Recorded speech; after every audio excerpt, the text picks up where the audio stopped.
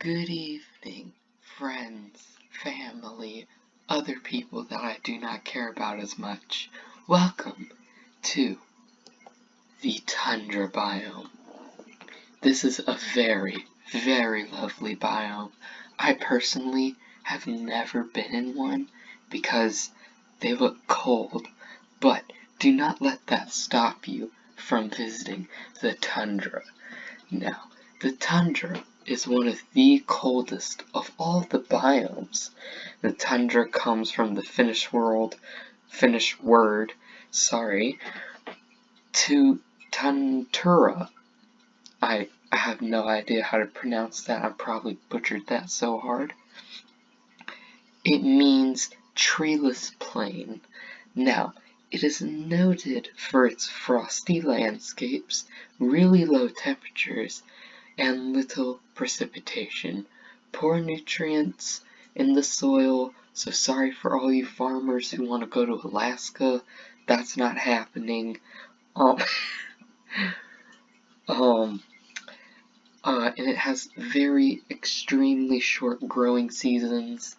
Like, they're really short, just trust me about this. But this is a tour guide of what you should expect from your typical tundra biome.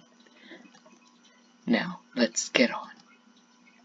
Some of the abiotic factors you will encounter on your trip through the tundra are strong winds. Now, these winds will get very, very high because winds don't get high. These winds will be very, very strong because there are no trees to block any of the wind. So, I don't know how many miles per hour they are going. I did not look that up because that is boring. And you're here to want to go to the tundra biome and live there or visit or whatever you weird people do who watch these pamphlet videos. This is my attempt at comedy, just so you know. There are very heavy rainfalls due to the amount of snow there. There are very short summer days because it is the tundra biome and they are higher up on the northern hemisphere. So it's very much like Antarctica, except it's on the other side of the world. And it has very long and cold winters. The average winter in a tundra is usually around minus 34 degrees Celsius, and summers, which are very short, are 3 to 12 degrees Celsius. Now, I'm using Celsius because that is what the website told me, and because I don't know how to convert Celsius to Fahrenheit. So, all of you British people who watch this video, you can be happy that I used your measuring system instead of our apparent archaic system of measurement. Now, the growing season for the tundra biome is only around 180 days long and is almost always below freezing. Forgive that random S that is around right here. I do not care. Well, actually, I do care. I just forgot to, click it. Sorry about that. And the soil, which is another abiotic factor, is very dry, rocky, and barely anything can grow besides moss and very few plants with very long roots.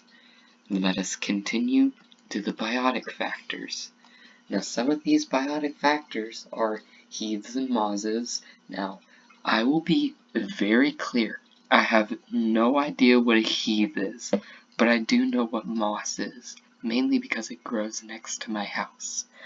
But I have no idea what Arctic moss is, which you will see later on within this presentation of the wonderful tundra biome.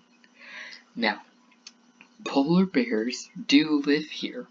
Now, the Arctic is not the only place where polar bears live, like some people may think, but polar bears do live in the tundra biome, and there are a lot of glaciers there for them to live on and do whatever polar bears do, which is being cute, murderous animals that are great for pictures in magazines. Now there are a few falcons there, so you might want to hide all of y'all's meat products that you bring in, which I don't even know why you would bring meat to the tundra.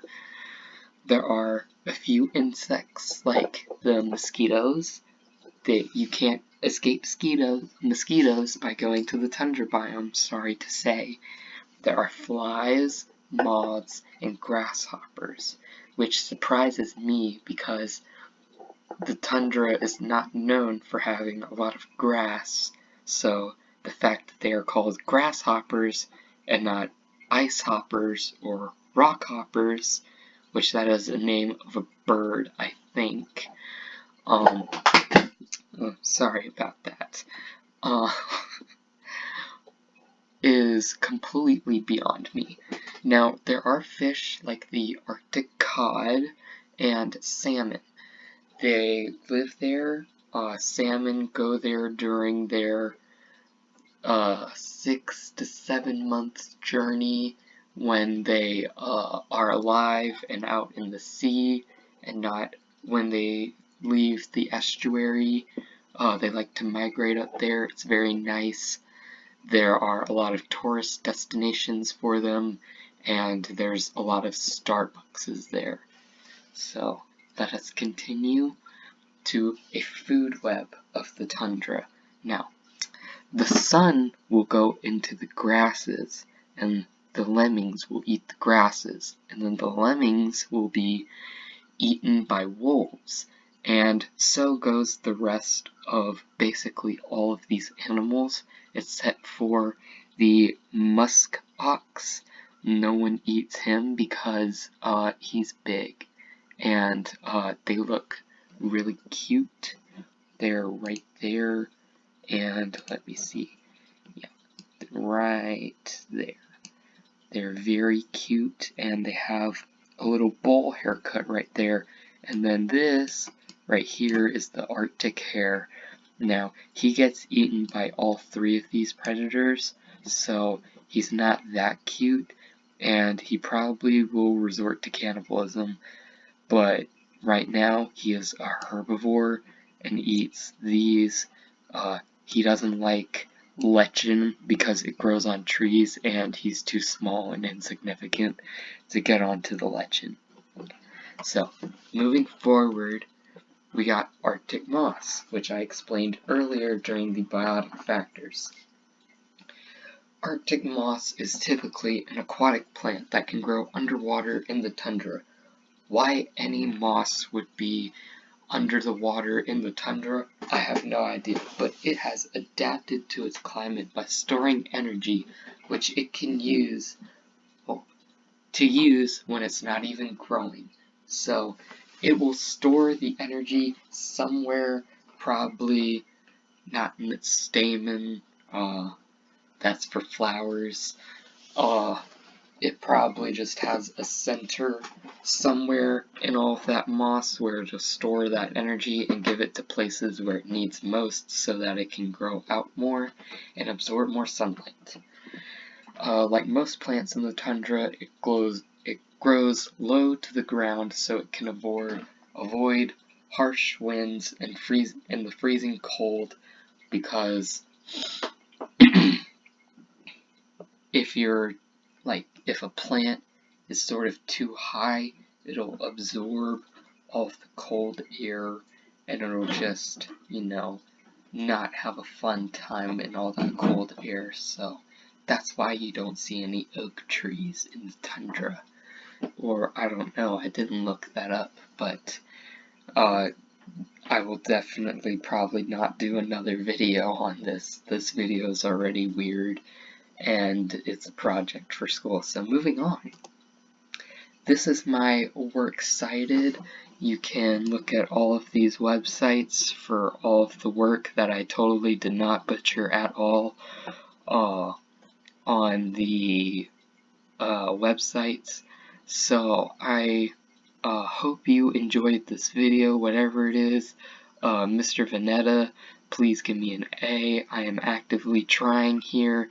This is my movie presentation biome project for Mr. Veneta, which I will put in the description of the video what this video is. So if you did not like this video, trust me, I will post other gaming videos soon, because that is apparently what my channel is about, even though I would like to do something else, maybe. So, have fun, hit the like button, subscribe, hit the notification bell, and Mr. Veneta, please give me an A++, 1000 degrees Celsius, and we will dominate Mexico together. So yeah, thanks, and see you in a little bit, my fellow subscribians.